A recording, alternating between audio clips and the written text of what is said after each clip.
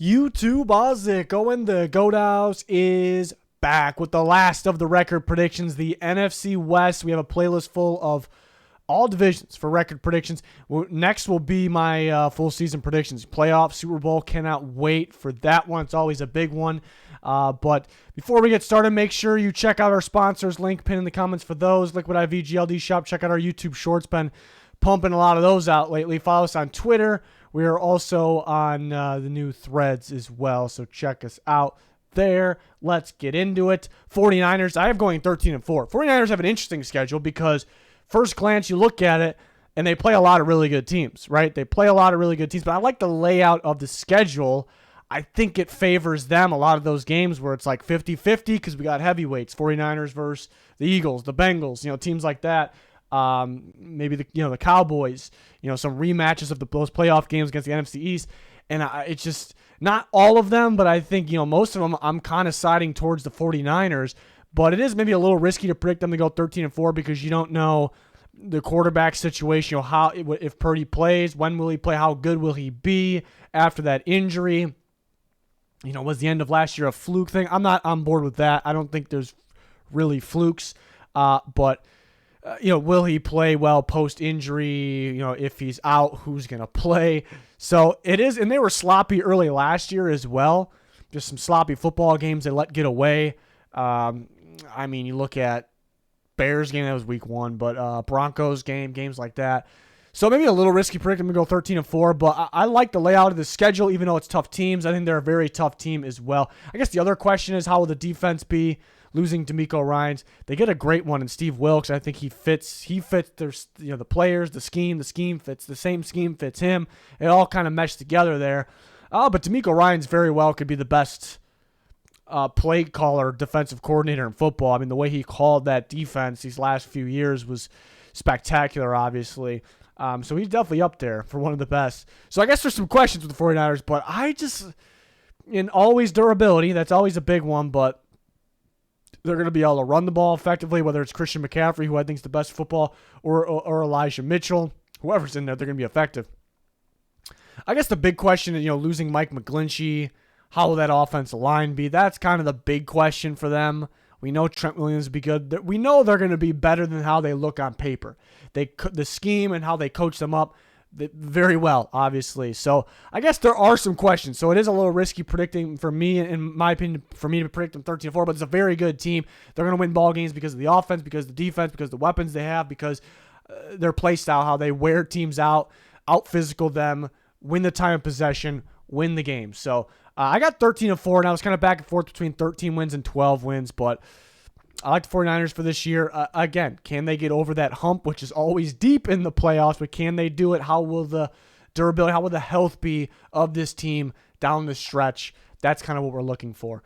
Next, the Seahawks 10-7. I was kind of back and forth between 10-7 and 11-6. I like the Seahawks team. I think they won the offseason. I think it's definitely a much tougher schedule, and maybe there's more of a game plan out. It was kind of a mystery last year, not a huge mystery, but teams really didn't know what to expect. Geno Smith, Kenneth Walker, some of the young guys on defense, even though the team scored on them, they moved the ball, they got yards, they got points, and they got better on defense, kind of by default with young guys getting even better because they've been drafting so well, but because the guys they brought into Draymond Jones kind of being the big piece there, but I like the Julian Love addition a lot, too. They got several additions here, and then Jordan Brooks healthy out there. That'd be big. But so the defense, it can't be worse because it was pretty bad last year. Even though it was kind of a playmaking defense, it was mainly their issue stopping the run. That was kind of the big thing, and that's huge. If you can't stop the run, how good could you really be? There's kind of a limit. So I think they'll be much better doing that, and the pass rush will be better. I think Draymond Jones is such a big addition. It's like my favorite signing of the offseason because I think it helps them in so many ways, stop and run, getting after quarterback, creating for other guys. And then they have a great draft. They have a 1-2 punch at running back, which I love. They had Charbonnet. I think that's going to be more split than people think. I think people are kind of thinking like 75% Walker, and he was great last year. I'd watch out for it to be closer than that. Maybe a 60-40, 65 for Walker possibly. Charbonnet does a really good job catching the ball too. But Walker was really good last year. Offensive line was solid, better than expected, and they're young and still getting better. It only goes up. Geno Smith's the thing. Like, could he kind of come back down to earth? Got the contract. Teams are able to game plan. It was a little bit of mystery last year. Able to game plan a little bit better for him. You can look at it that way. I just saw him do some things, especially down the stretch. Even in that 49ers playoff game, at the end of the day, it wasn't enough. But just some moments, right before the end of the first half, just being smarter and having more confidence and making these plays that he really wasn't making earlier in the year. He's making some good plays. I just saw him get smarter and get better. I mean, that's just good coaching in Seattle and him just getting more reps on top of that. So I wouldn't expect him to be like a lot better or anything like that, but I'm not really counting on a step down from Geno Smith. I had to move my chair up a little bit, rocking back and forth. But I saw some good things there. So 10-7, tough schedule. I honestly think they're better than, I like the team, the roster better than that 10-7 label. I just ended up with 10-7. It was kind of back and forth between 10 and 11. So I will have this team. We'll have the playoff predictions. I'll have the team in the playoffs, and they might be able to make some noise, be a little sneaky here. So I do like the Seahawks for this year. I almost like them, again, better than what that record shows, but I went through the schedule. That's what I came out with. The Rams are very tough to predict. Our Twitter subs get kind of the range, best case and worst case. The Rams are one of the teams, because we've done that for every team for our Twitter subs. The Rams are the ultimate, huge range, because if Stafford stays healthy, I think Cooper Kupp will stay healthy. I'm going to bank on that. And the offensive line too, you got to factor in. Like, if all those guys stay healthy, like, they're going to win more than 6 ball games. Like, they are going to win. I'm not worried about Cooper Kupp. I'm mainly looking at Stafford mainly, but then the offensive line as well. If those guys stay healthy, they're on the field every game. Even the offensive line, there's guys missing here and there, because that happens for every team. They're going to win a lot more than 6 games.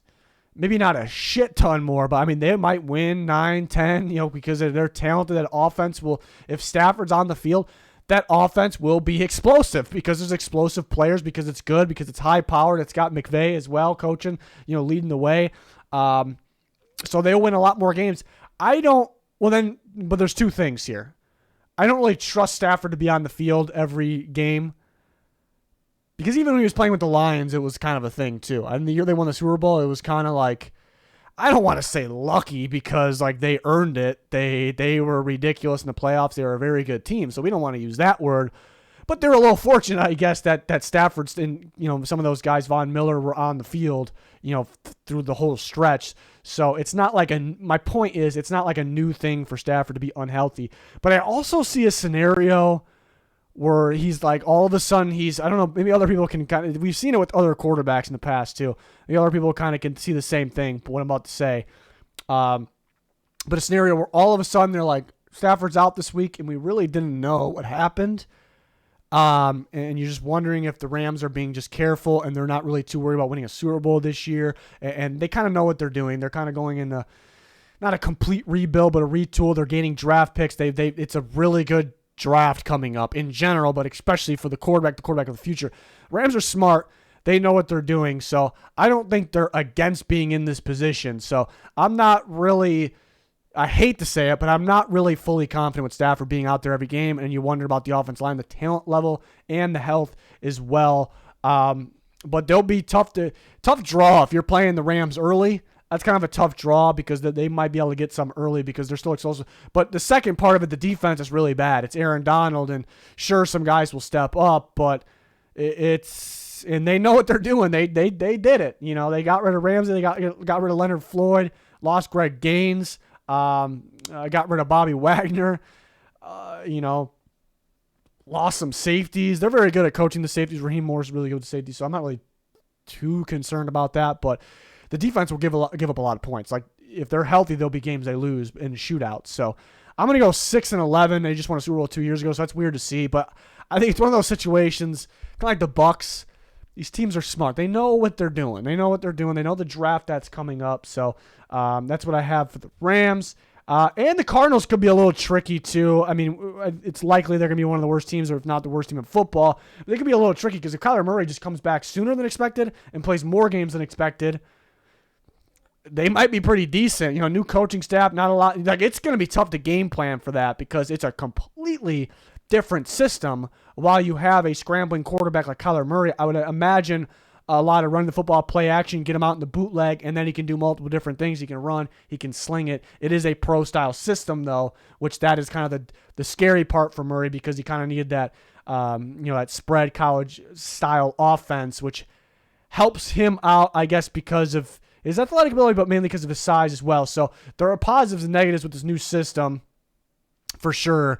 But if he's on the field, it could be, especially early on, which we don't expect him to play very early on, but it just, when he finally comes in, it's going to be tough in that early stage for other teams to game plan for it, I think, because it's different. I think Jonathan Gannon's a really good defensive coordinator, too, very good defensive coach. They are kind of lacking a little bit of talent. I love the way they draft. They got some young studs in there. They need some more help. I love what they did for the future. I love the draft picks that they have. I think this actually could be a pretty quick turnaround for the Cardinals. I think it will be. So excited about the near future for the Cardinals. Not really so much right now. But again, they probably have a big range. Like, could they win 7-8 games because 9, because how many games Murray plays. He plays more than expected, comes back earlier than expected, tough game plan. They got talent, starting with Murray. Offensive line should be better. So they could be a little bit sneaky. So like kind of a wild card, sneaky team here, dark horse team. But that wraps up not only my NFC West, but all divisions. So there's a playlist full of all divisions. I also been going division by division, doing my I said division a lot there, all division teams, ranking starting quarterbacks. So next will be my playoff teams, play round by round playoffs, Super Bowl prediction, all in one video. It's something we do every year. It's something I've been pretty damn accurate on. I'm very happy with myself about my past year's predictions. So I'm excited about that. Hopefully you guys are as well. Then we're going to get into my position rankings. I predict based on how I think these players will play the upcoming year. So rookies will be involved. We do each position group. We'll do coaches eventually as well. I'm really excited about this stuff. This is my favorite part of this part of the offseason. So not including free agency and the draft. I love those things as well. But I can't wait. So things are starting to pick up again. We're kind of getting that time of the year. We're always talking with you guys, especially when football is getting real close and starting soon. On our Twitter, we're always talking with you guys. Twitter subscribers get bonus content, of course, and there'll be a lot more bonus content in season. So you get ready there. Check out our shorts. Check out all this stuff. Links pinned in the comments for anything you're interested in. There's some video links, playlist links in there, the sponsors, Twitter. We are on Threads now. Goat House Riz, same as the Instagram. Check all that out. Some links in the description as well. But the comment section is useful. That's going to do it. Thanks for watching. Goodbye.